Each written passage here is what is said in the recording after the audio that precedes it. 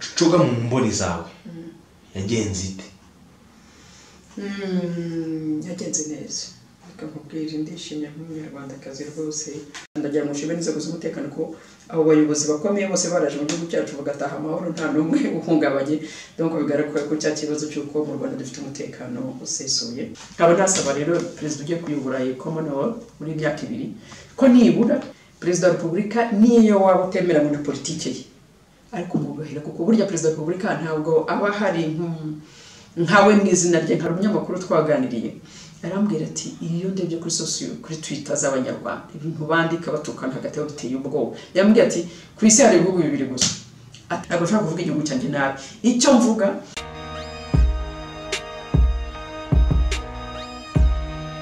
Nshuti bakunzi b'Imbarutso Ya Demokarasi reka nongere kubifuriza kugira ibihe byiza cyane cyane wowe udahwema gukurikira ibiganiro byacu tukugezaho inkuru tukugezaho n'ibindi byinshi bigiye bitandukanye nkuko ubizi rero hano tuganira na benshi ndetse Mme Victoire Ingabire uyu munsi niwe turi kumwe nawe ari byo tutazongera kuvuga kubera ko n'ubundi nyine nibyo ngiye kubivuga kandi ntabwo mbivuga ariko uyu munsi niwe turi kumwe kuri pano niwe tugiye kuganira nawe uyu munsi turaganira kuki mbere yo kumubwira icyo turi buganireho reka mwibutse gukora subscribe kuri YouTube channel yacu Imbarutso Ya Demokarasi like comment na share kugira ngo ibyo dukora bigere kuri benshi cyane kandi utange n'umusanzu wawe mu biganiro byacu ndetse no mu bindi tubategurira imbere. Hari byinshi rero hari abo twifuza kuzaganira abandi bashyashya dushaka kubazanira kugira ngo tuganire nabo noneho mubone ibitekerezo bitandukanye ibitekerezo ariko bigamije kubaka igihugu cyacu. Mme Victoire Ingabire umuhoza tugaye ikaze hano nanone ku Imbarutso Ya Demokarasi. Murakoze ndabashimiye kongera kuntumira ku Imbarutso Ya Demokarasi. Ndabashuhuje n'abakurikirana ibiganiro ku Imbarutso Ya Demokarasi mwese mbifuriza amahoro y'Imana. Amahoro y'Imana we kuri twese wowe udukurikira kora cyane nyamuneka kuko ubuzima hano hanze burakomeye birango guhozaho kw'igitonyanga gutobora ibuye. Cogamu niyo tugiye kuba tuganiraho ni byinshi byagiye biba ni byinshi byabaye kuri Cogamu ni byinshi byavuzwe mbere yuko Cogamu iba hari n'ibindi byavuzwe nyuma yaho Cogamu irangiriye aho ni ibyo nibyo tugiye kuvuga ariko mbere yuko tugera kuri Cogamu nyirizina muri iyi minsi waruhugiye muki? Nari mujye muri Cogamu nyine mu buhe buryo? Eko niyo muri Cogamu nakurikiraga ibiganiro biri gukorwa ibyo babaga bashyize online kandi nanjye kugira ngo nakire muri Cogamu bayije mu politiki cyangwa abanyamakuru uko nanjye nawe Cogamu mu buryo bwanjye. Okay. Twinjira no kuri Cogamu. Cogamu mu mboni zawe yagenze ite? Yagenze neza akakubwira ndishimye nk'umunyarwandakazi rwose itaraba wabonaga hari ibyemezo abayobozi barimo bafata ukabona basa n'abafite impungenge donc nkaho nta cyizere bifitiye amashuri arafunzwe batayavuga imihanda igomba gufungwa imihanda batazakoresha iki donc ukumva bizi ukabona ko ni namo twakora itangazo twakoze na Maître Ntaganda tuvuga tuti igihugu kitari cyagira ibikorwa remezo bihagije byo kwakira abantu kituzuza mu remezo ubundi cyari bikuriye kwakira inama ya Cogamu. Ibyo twabivugaga ko twavuga tuti byo naho ndacyabihagazeho donc igihe ibyo bitabayeho byajya bituma buri gihugu cyose kitubaje amahame remezo kitujuje ibyangombwa bakira abantu donc ugasanga mu by'ukuri nta cyumara umuturage uri ufite igihugu kiri muri uwo muryango kuko niba hari amahame remezo Commonwealth ugomba kugenderaho ibihugu nyamuryango bigomba kugenderaho none mu gihe bahitamo igihugu kigomba kwakira inama nk'iri ya Cogamu bakabanza gusuzuma icyo gihugu cyubahiriza amahame cyagenderaho kuko bitabaye ibyo kuko ntegeza ko bibaye bityo akavuga bati tuzajya tubanza kureba ku gihugu kigendera ku mahame remezo. Ntegeza ko abantu benshi bahita byaba nko gutuma mbese bajya nko muri competition bikabahisha bavuga ati kugira ngo tutazabuzwa kwakirwa inama nk'iyi birakwiriye ko twubahiriza nyine amahame abigize. Donc ni kimwe mu bintu twasabye mbere yuko inama itangira, nyuma yuko itangira ni ikintu mpera.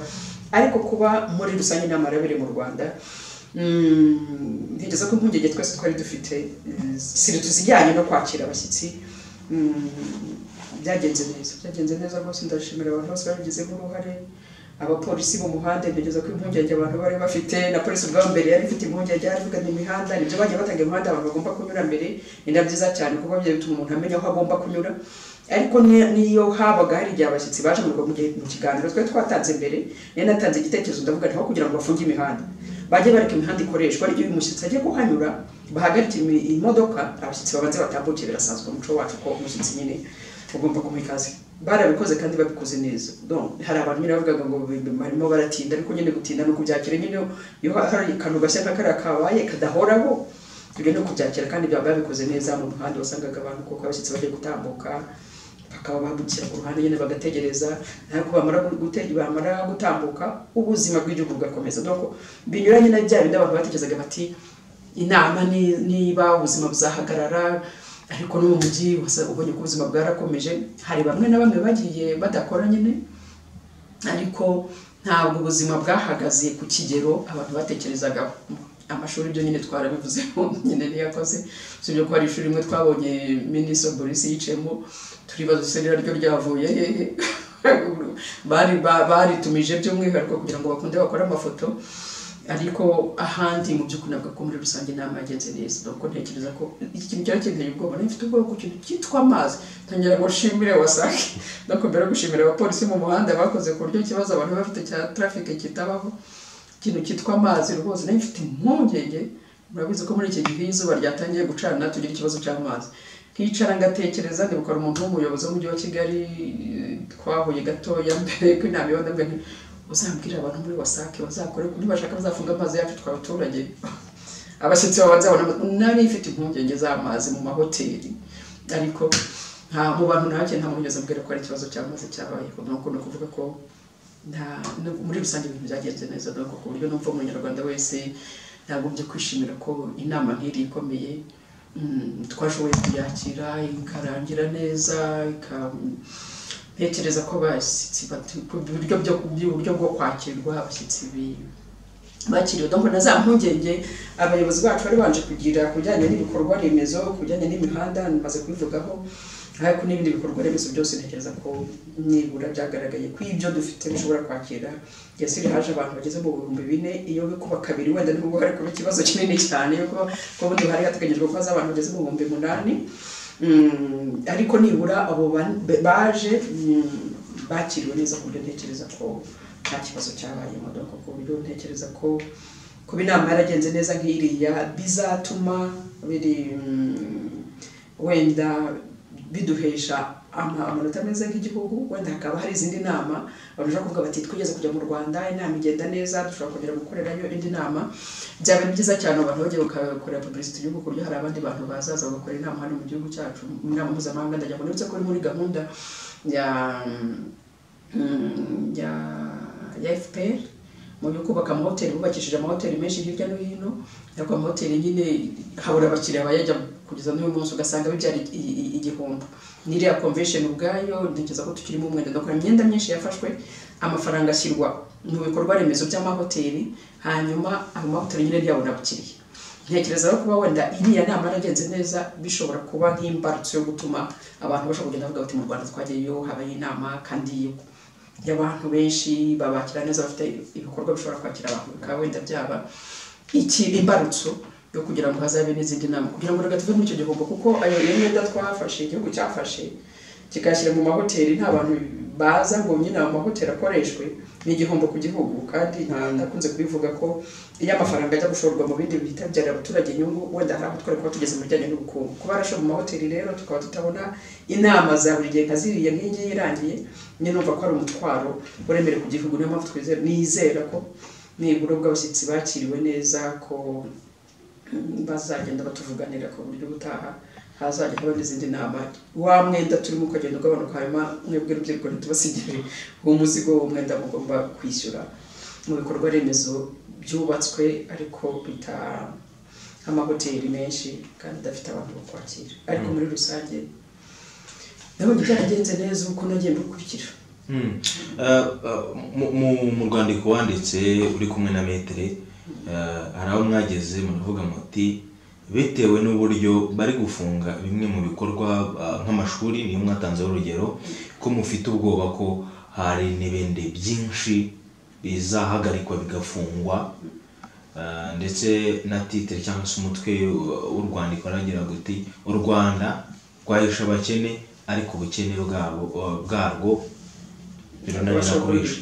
Ibyo ngibyo byo kuba ariko turabakene u Rwanda turabakene urwo 25 bikene ibyo ngibyo byo ntabwo ari ibanga n'ibintu bisanzwe bizi, ariko nibyo ukurikije mbere y'uko inama iba hari byo jisitoma wumvaga barimo batangaza bagira gute ukumva ko ntekereza ko niyo mpamvu navuze ndishimye ko byagenze neza kuko uko wabonaga abayobozi bamwe na bamwe mu nzego zimwe basa nkaho nta cyizere bifitiye, donc ubona basa nkaho nta cyizere bafite kwa kandi birumvikana kwakira inama irimo abantu bangana kuriya ntabwo biba byoroshye. Ari ubwa mbere nk'abayobozi bakuru b'ibihugu 35 kwakira byo nyine abantu bangana kuriya muri iki gihugu cyacu. Ndagira ngo nshime n'inzego z'umutekano ko abo bayobozi bakomeye bose baraje mu gihugu cyacu bagataha amahoro nta n'umwe uhungabanye, donc bigaragara ko cya kibazo cy'uko mu Rwanda dufite umutekano usesuye.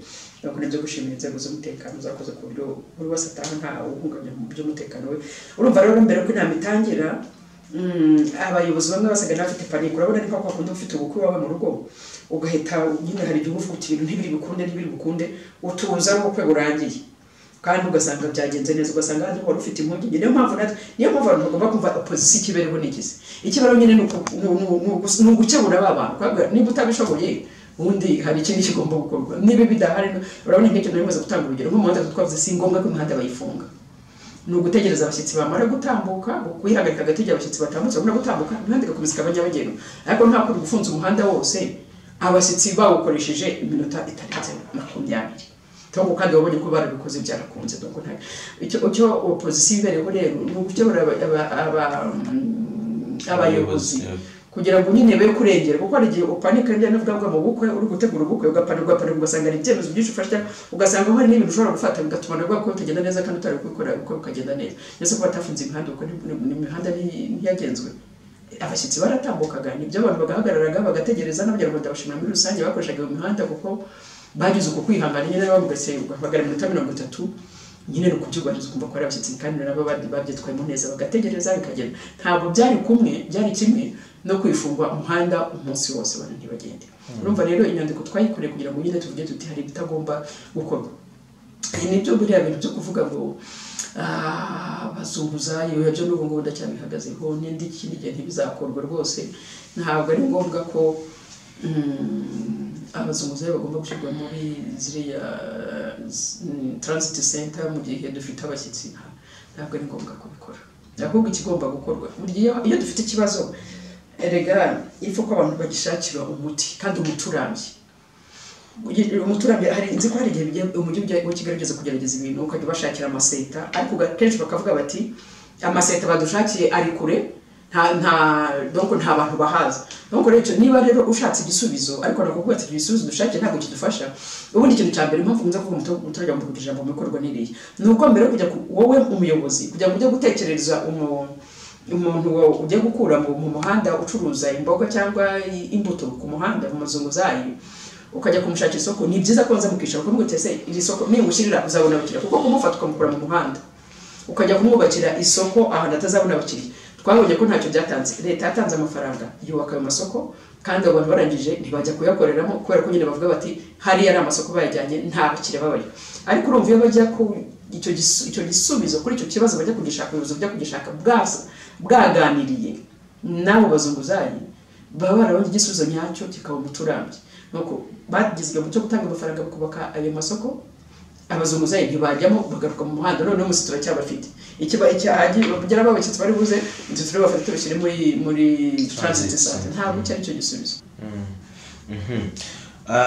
Kagame yarabaye irarangira, bamwe mu bayobozi bumvikanye bashima cyane by'umwihariko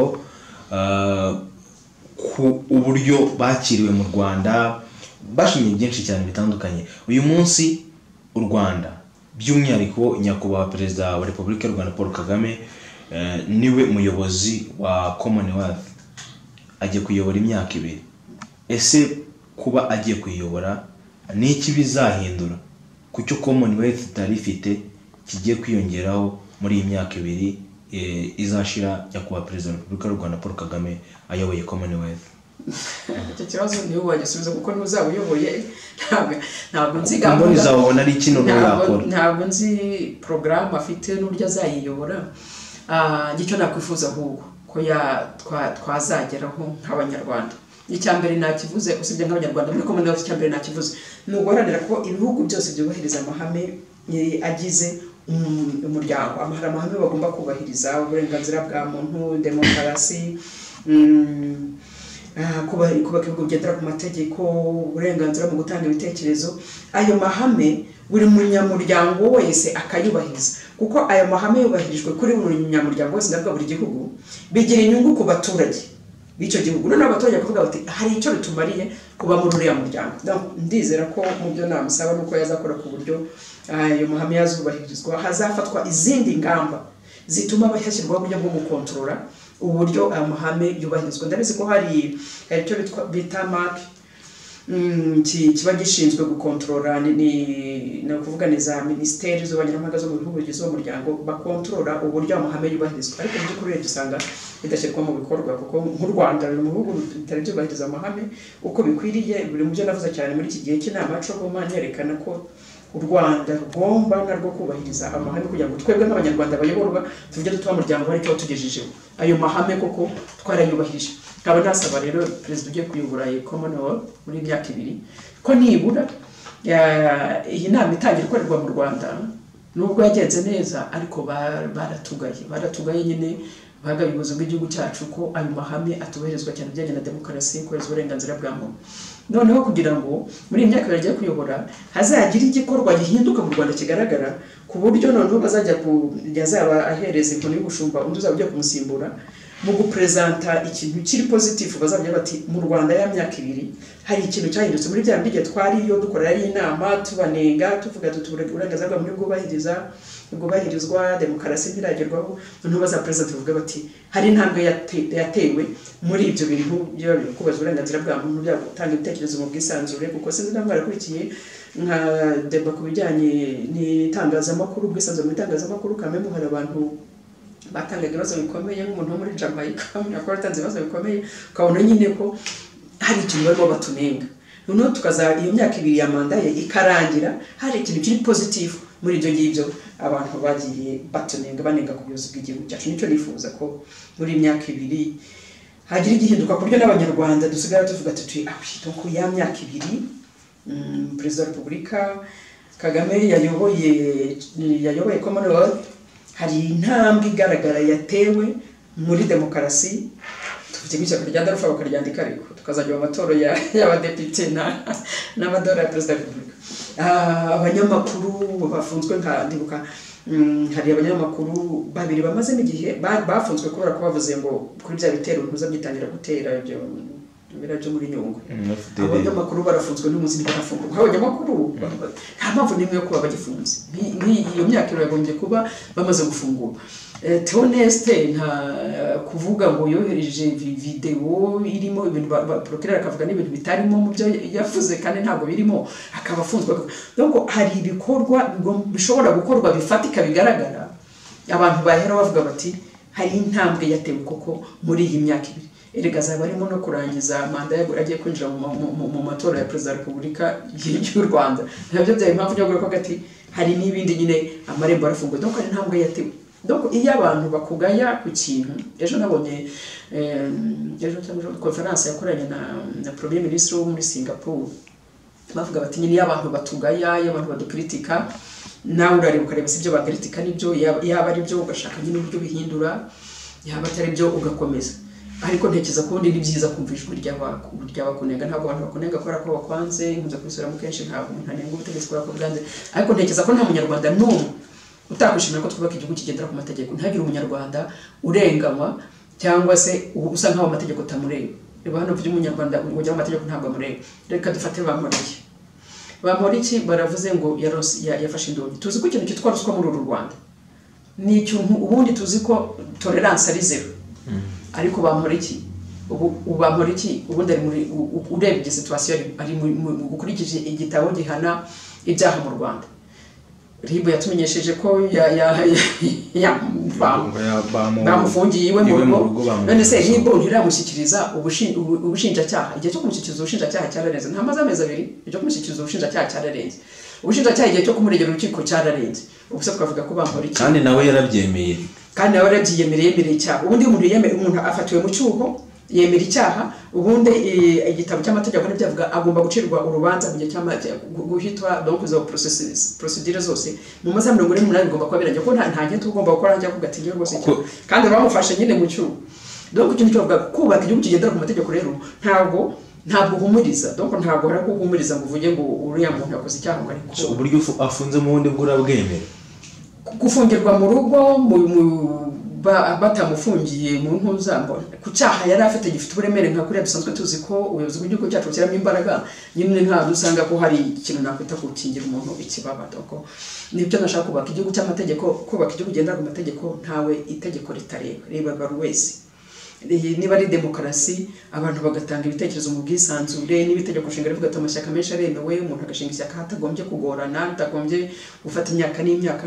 Donc hari ibintu byinshi bigomba gukosorwa, kandi ayo mahame remezo ntabwo ari muri Commonwealth gusa, nta nubwo ari n'amahame remezo y'abanyaburayi gusa. N'uyu ugiye kureba muri charter mu mahame remezo umuryango nyafurika w'abibumbye Union Africaine bakoreramo iyo charter yabo, nayo mahame remezo nayo namwe urebye no byukuri na mahame remezo isi yose ihuriraho. Demokarasi y'ubaza uburenganzira bwa muntu na mahame ibihugu byose bihuriraho, n'abanyafrika turafite muri charter yacu. Ahubwo wenda kitandukanya wenda ni imico buri gahugu n'umuco wako, igihugu cyo gifite umuco wacyo, ariko uwo muco ugomba kujyana n'amahame remezo rusange abahari, twese tukagerageza kubihuriza kuko nibyo bifasha guteza imbere n'umuturage no guteza imbere igihugu abantu baba barimo. Cogamu yarabaye irarangira. Uyu munsi umusaruro cyangwa se nk'inyungu ku muturage w'u Rwanda yabaye iyi kuri Cogamu. Ni ukugira igihugu ntekereza abantu bose batashye bavuga neza, doko ni ishema buryo igihugu cyawe gitashye abantu bakivuga neza burya bari ishema ku muturage. Ku bijyanye n'ubukungu hari abantu bamwe bagiye bakuramo amafaranga bashoboye mu buryo bwa bugufi kuyikoramo, hari inyungu bakuyemo. Nk'ejo numvishije umuntu uririmba ngo ntandambara yantera ubwoba, numvishije avuga ati nakuyemo 2 miliyoni atungiye gutangura ikibanza. Urumva rero icyo kibanza aguze niba ajya kugura ikibanza we biramufitiye inyungu, ariko nawe ugurisha ikibanza arega nawe abonye amafaranga kuko abonye umugurira cya kibanza, kuko uwo mugura hari aho yakuye amafaranga. Nawe za 2 miliyoni afite icyazakora, afite no kubukungu bwikora, donc ubwo buryo amafaranga asirikira mu bantu. Urumva deje iyo 2 miliyoni we yakuye nk'umuntu umwe yakuye muri Cogoma azagurira umuntu ikibanza, wowe ikibanza nawe afite ibintu wanda azagurira ibindi ashaka kuzakora. Urumva rero amafaranga n'abandi bagiye bayakora hirya no hino azagenda asirikira mu bantu, gutyo ntekereza ko hari amafaranga yagize icyo ku bantu bamwe nyine amafaranga bashoboye kwinjiza kubera Cogoma. Wakomeje kuvuga ko mu Rwanda habaho ikibazo cyo kutubahiriza uburenganzira bwa muntu, kudaha umuturage ijambo nk'uko ari igihe kenshi mwagiye mubitangaza nkawe Mme Victoire ndetse na Maître Ntaganda. Ubwo yasubizaga umunyamakuru wamubajije ikibazo kijyanye n'indangagaciro, yasubije ko u Rwanda rudakeneye abarwigisha indangagaciro, koko u Rwanda rufite indangagaciro ku buryo rutakenera inama cyangwa n'abarwigisha nk'uko yabivuze. Kuba kuri iyi si burya ibintu byose ni magerirane, abantu tubereyeho kuzuzanya, bamwe bakagenda buzuza abandi, umwe abareba hariya ibumoso undi areba uburyo, hari ureba imbere. Uko buri muntu bareba mu nguni zinyuranye niko bashobora kugarura amaso kongera bakareba hamwe nk'abanyagihugu bakavuga bati ariko njye narebye hariya ntahabonye iki, undi narebye ibumoso ntahabonye iki, narebye uburyo mpabonye iki, nabonye imbere mpabonye iki, duhuriza hamwe ibyo twabonye turi uko twateza igihugu cyacu imbere. Ibyo nibyo biranga indangagaciro n'umuco, niyo kwa gutanga ibitekerezo mu bwisanzure, ugatanga ibitekerezo by'ibyo wabonye ibumoso, undi atanga ibitekerezo by'abonye iburyo n'ibyo yabonye imbere, noneho abantu bagakuramo ikintu kimwe cyubaka kandi giteza imbere igihugu cyacu. Ibyo no mu gutanga ibitekerezo mu bwisanzure ni kimwe no kubahiriza uburenganzira bwa muntu. Ubundi ntabwo byari bikwiye ko ajya nkudagura bigaye buri gihe ko hari umuntu ushobora gufata abantu bakabura. Tuvuge nko hari abantu babiri babarimu ni ukamazina yabo bafashe ka video wa mu depite kuvuga kuri cyuma ari kuvuga kuri cyuma. Nk'abo bantu uyu munsi barabuze. Donc ntabwo mu gihugu cyubahiriza uburenganzira bwa muntu ibintu bikorwa gutyo. Donc ntabwo abantu ushobora kubura gutyo ngo abantu babure kubera gusa ko bakoze ako kantu. Niba ari icyaha bazane bashyira imbere y'ubutabera hanyuma babazwe icyaha. Niba atari icyaha kandi bafungure. Niba ari ugukanga abantu kugira ngo batazongera kujya gukora ibintu nka biriya, ntabyo ni cyaha kinini nyakubwiraga nyine kubahiriza uburenganzira bwa muntu, kubahiriza ubwisanzure bwo gutanga ibitekerezo na nyuma na demokarasi nyine. Ikibi muri byose ni ikintu cyose umuntu yakora cyahungabanya umutekano w'igihugu. Icyo nicyo namagana. Ariko umuntu niba atanze igitekerezo kuko niba depite yarabonaga ibyo ari kuvuga atari byo, ntabwo agombaga kubivuga. Niba rero yabivuze abantu bakamufata amajwi, nta mpamvu gufata abo bantu ngo bagende bazimizwe babiyo ngiyo babaho imiryango yabo itaza ahantu bari. Ibyo rero bigaragaza nyine ko tugifite urugendo rurerure. Hari ibigomba gukosorwa mu bijyanye n'imiyoborere y'uburyo umuturage uyoborwa afatwa, n'uburyo amategeko tutari twagera ku rwego rwo kuvuga ngo amategeko yubahirizwe uko bikwiriye.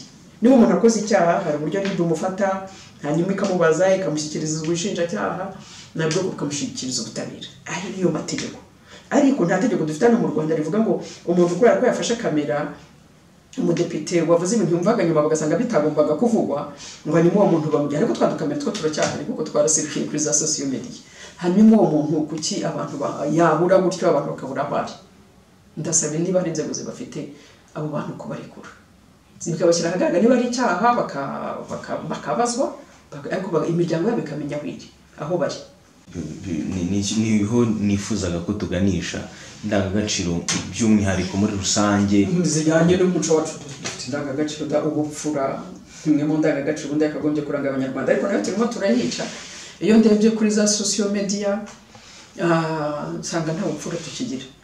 Ubundi ubupfura ni ukudashira isoni bigeze kuri abanyarwanda. Dushira isoni, ugasanga umuntu ahangaye umuntu mukuru, ugasanga umuntu ahangaye umubyeyi, ugasanga abantu bahangaye perezida wa repubulika baramututse.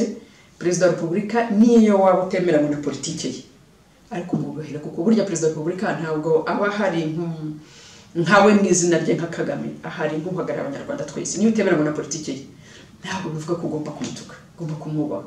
Donc ubwo nibwo bupfura. Ukamubwira mu magambo meza ari mu bupfura, ukamubwira ariko sinemeranywe na politiki. Ariko ubwo bupfura tukabugira nk'ubupfura turabufite buri mu ndangagaciro z'abanyarwanda, ariko turimo turabuta kuko urebye kuri za social media ukuntu abantu imvugo z'abanyarwanda biteye ubwoba.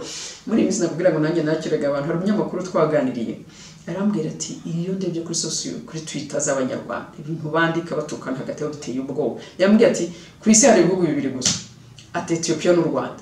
Niyo abanyagihugu batukana bakagaragaza inzangano ndagira ngo ngereza abanyarwanda nkunda kubivuga kenshi n'ubundi nzakomeza bisubiremo nigisha asubira turangwe n'ubupfura ibyo gutukana za social media, kutahuza ibitekerezo, kutabona ibintu kimwe.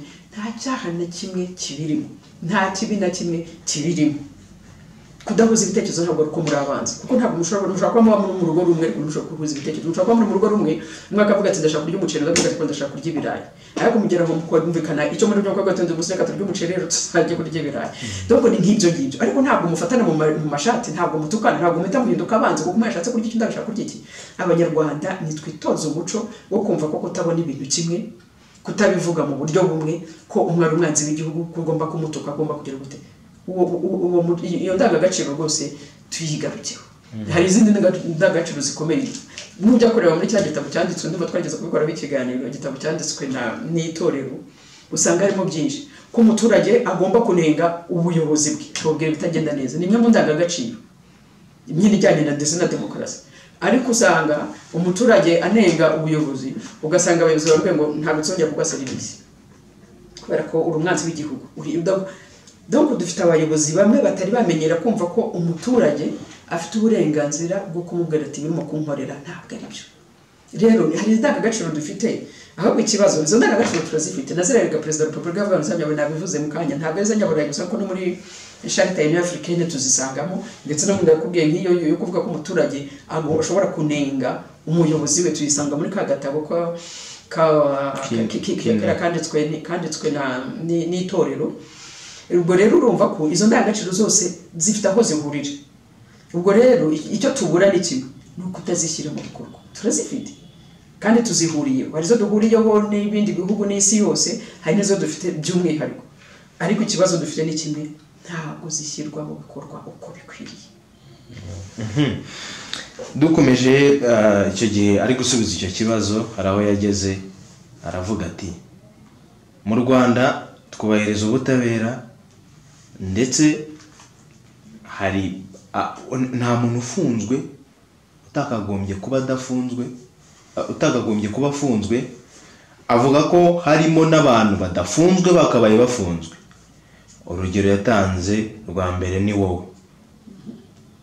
Mbere na mbere ubundi biriya ibyo kuvuga ko ubutabera bwubahirizwa mu Rwanda, agatanga urugero kuri we ko akabaye ufunzwe ariko uyu munsi ukaba udafunzwe, ibyo bivuga heke byabaye ishusho. Ni ibintu bibiri bitandukanye tutari buvange.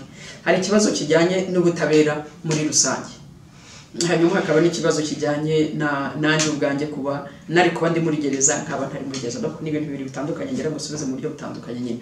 Icya mbere ikijyanye n'ibibazo n'ubutabera, nkivugaho ubutabera bwo mu Rwanda bwigenga iyo ari amadosiye asanzwe, iyo ari amadosiye y'abantu baregwa ku mpamvu za politiki. Ubutabera bwo mu Rwanda ntabwo bwigenga, aho ngaho rwose niko bimeze muri Rwanda. Iyo ubutabera ari ikibazo cya politiki, ari umunyamakuru wafunzwe kubera ko uzanarebe mwe n'ibyo birego by'aba bantu, uzasanga procureur azafata abo bantu nta muntu wamuhaye ikirego, niba uzaba wibwirije, ugasanga arimo barakorega ngo bashaka guhungabanya umutekano w'igihugu, bashaka guteza akavuyo mu baturage.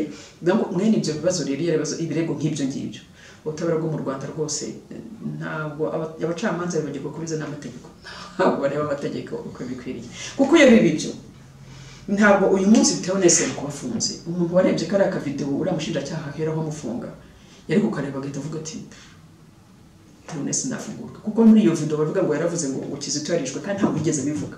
N'umuntu akarebye uyu munsi yasanga ibyo ntabiri, agahera akavuga ngo yavuze inyuma, ariko nta binyuma birimo, kuko yavuze ngo Kizito yarapfuye. Sibone ni wowe wabivuze, nta nubwo ari nawe wanabivuze, nuko gusa yagatambukishije kuri ntuzayo. Ndako urumva rero iyo ubutabera butigenga ntabwo butabonese, bamufashe mu kwa gatandatu kugeza nta n'ikindi cyabo murega, kuko nibwo aburanishwa hamwe n'abari abantu bo muri Darufa. We n'abantu muri Darufa n'iki bose bagusha ubutabera bati twe uyu muntu twigeze tuba kumwe nawe, ayo mahugurwa n'ibyo twasomye ntabwo abizi. Donc ushobora kumbwira dufite ubutabera bwigenga, tonese yagombye ko ari muri gereza, ntabwo yagombye ko ari muri gereza.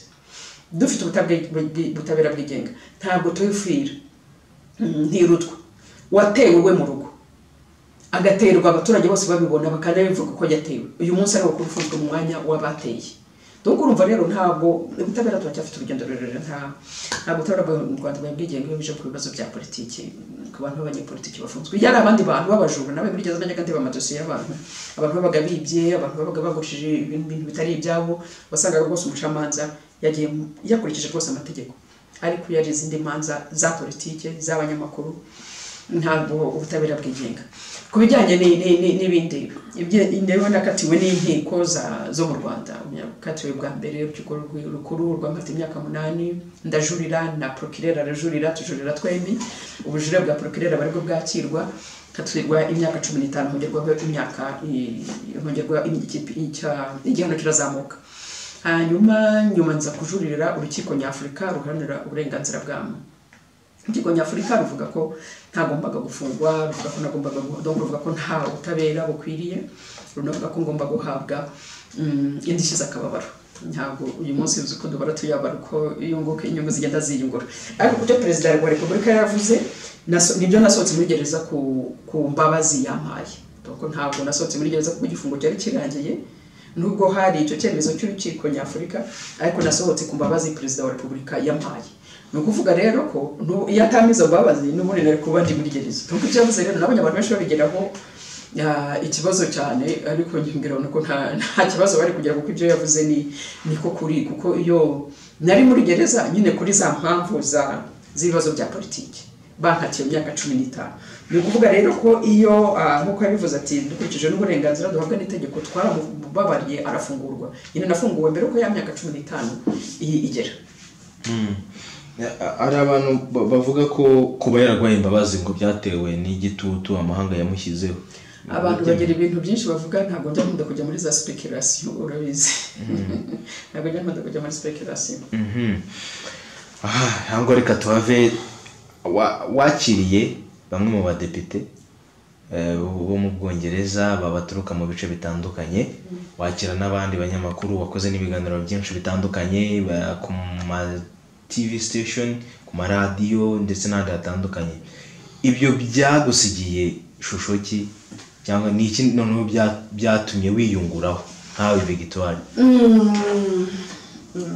Navuga ko byahaye icyo bita mu Gifaransa visibilité, donc byagaragaje ko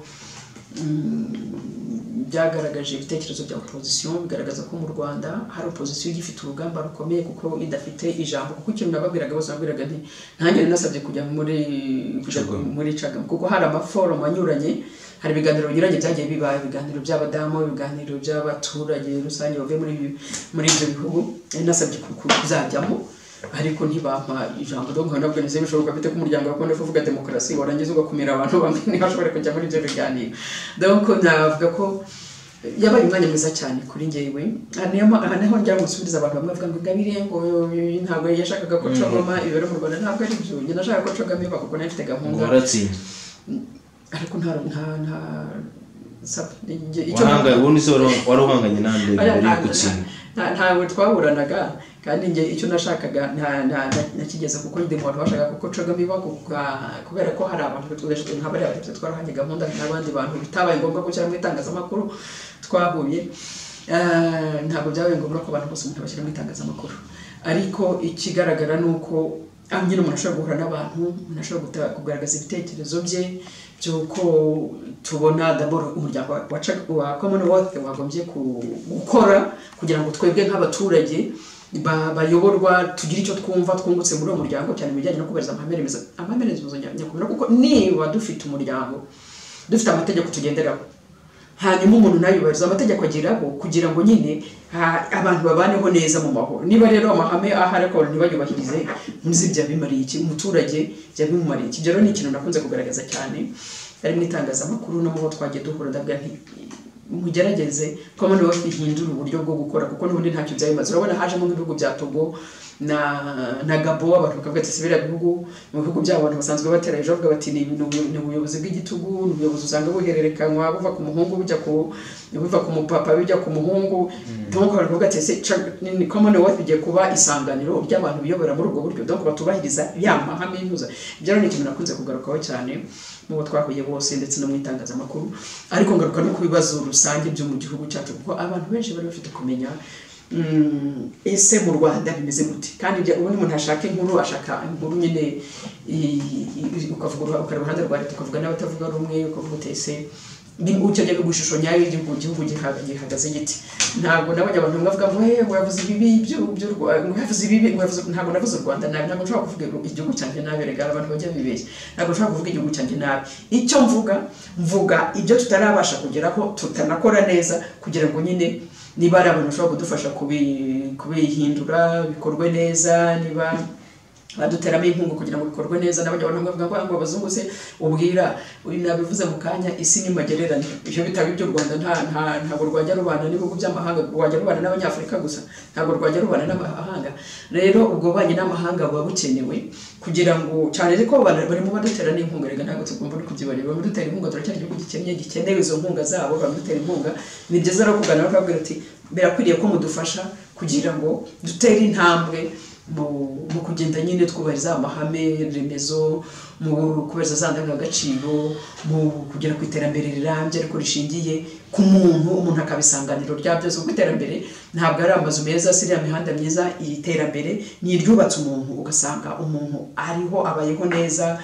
Umuturage w'umunyarwanda ashoboye kwishyura minerivare, umwana warize ashoboye kugura mituweli, abantu barivujije, ashoboye kubagurira imyenda, ashoboye kwihaza mu biribwa. Iryo ni ryo terambere tugomba gushyira imbere, iterambere rizingiye ku muntu. Iryo rero niryo njye mbwira abantu, kuko nababwiraga sinkunda kuvuga gusa ibibazo, kuvuga ngo ibibazo u Rwanda ruraha ariko byaba byiza ruhinduye imiyoborere ikwiriho uyu munsi kugira ngo tugire ku iterambere hari byagezweho koko ariko dukeneye iterambere rikira umuntu akaba ari isanganiro rya byose. Ibyo twagombaga kuganira by'ingenzi turabivuze, tuvuze kuri cyangwa tuvuga no ku ijambo rya perezida aho yavuze ko u Rwanda rudakeneye abarwigisha ibijyanye n'indangagaciro. Uyu munsi noneho reka tugaruke kuri wowe ndetse na Dalf Murinzi muri rusange. Muri Dalf mufitiye gahunda nyuma ya cogamo?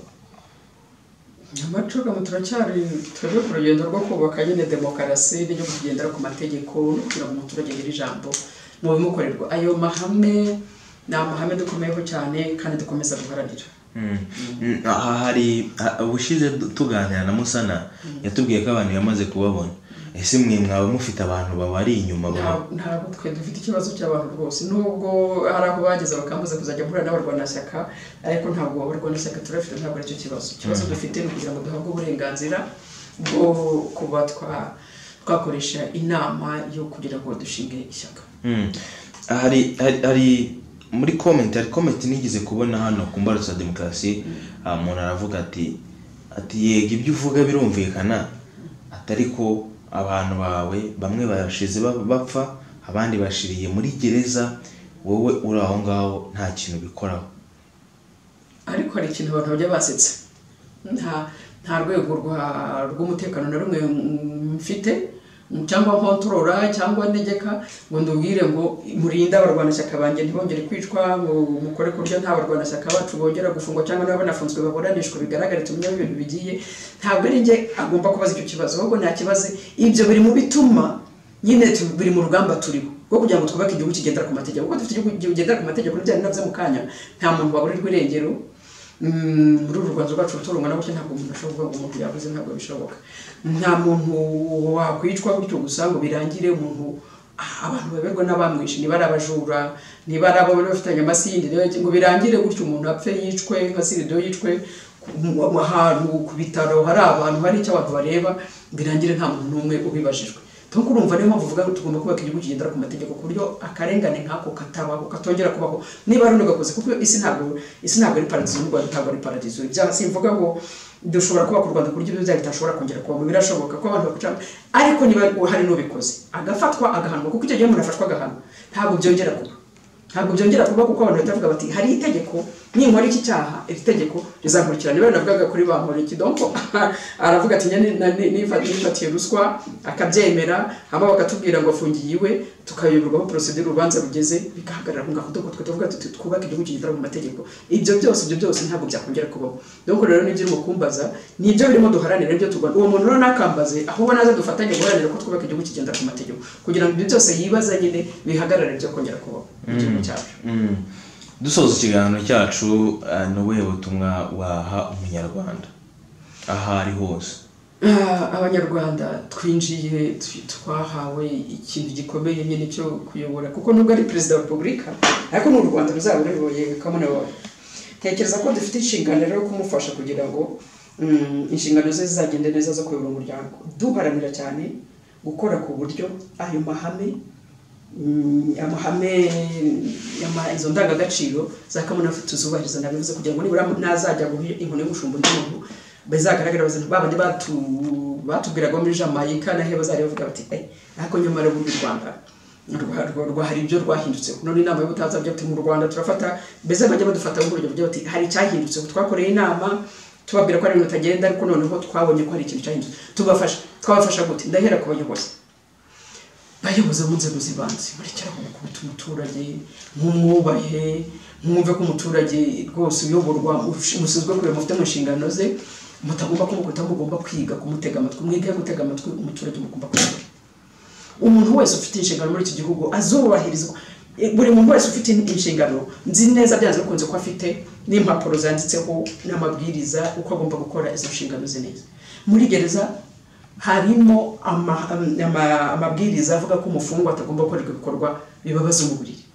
Ntabwo byumvikana rero ko dusanga ba Karasira, ba Cyuma, ba Kayumba baza mu rukiko bakavuga bati nyamara batumereye n'abari dukubita. imiryango yagiye kubasura ugasanga kandi nyamara amahame remezo arahari ubwo buryo bwo gufasha perezida wa repubulika kuzatanga intuza bina iri positive umuntu wese uri mu buyobozi mu nshingano afite nazubahirize uko bikwiriye nazubahirize uko bikwiriye ya bina perezida Kagame azajya gutanga mu izina ryacu izaba iri positive ariko niba batamufasha bagakomeza kubyica niba twandikiye RGB twebwira muri bisi ndashaka kuyandikira nkayisaba ko bareka tugakoresha inama ya mbere kazari cyo bazansubiza badusubize batubwire bati ngaho ni mukoresha inama donc buri wese arangize inshingano ze kugira ngo tuzatange bira iri positive n'abanyarwanda rero bandi nabo gushirika ubwoba bwaguruka ukabwira umuyobozi wawe icyo arimo gukora kitari cyo ni uburyo bwo kumufasha kurangiza neza inshingano ze donc dufashanye kugira ngo dufashe perezida Repubulika kuzagira imbere positive azatanga kuri muri cogo mu mwaka wa 2024 cogo mu y'ubutaha ya 2024 kazabera muri Samoa aho izabera ubwo nuko nguko urumva ngo ni gushumba nkuko bivugaga izaterekeza mu gihugu cya Samoa ndetse no muri 2024 mu Rwanda dufite amatora y'umukuru w'igihugu ngayo nguko ngibyo ibyinshi twateguye kuganiraho tubinyuzemo bigiye bitandukanye ariko uyu munsi twibanze kuri cogamo twaganiriye byinshi kuri yo inyungu ifitiye abanyarwanda inyungu abanyarwanda bazanayikuramo nyuma yaho mukuru w'igihugu cy'u Rwanda Paul Kagame fashe ubuyobozi bwa Commonwealth ubwo ni byinshi rero dizera twagushimira kandi akakanya waduhaye kabari ingenzi cyane tunakwifuza no kugira ibihe byiza wakoze cyane namwe murakoze namwe bifurije ibihe byiza nawe udukurikiye aho uri hose mu bicurimo bitandukanye gatukubwire ngo ukora igikorwa gikomeye gukurikira ibiganiro byacu amakuru n'ibindi bitandukanye uruwagaciro ni wowe wacu ni wowe tubana buri gihe komeza udutera ingabo mu bitugu niba nawe uri mushyashya ukabujana ku Imbarutso Ya Demokarasi ibuka gukanda subscribe like comment na share kugira ngo dukore cyane tuzamuke kandi niba wifuza kuganira natwe jya kuri email yacu ni imbarutso@demokarasi@gmail.com iyi ni Imbarutso Ya Demokarasi.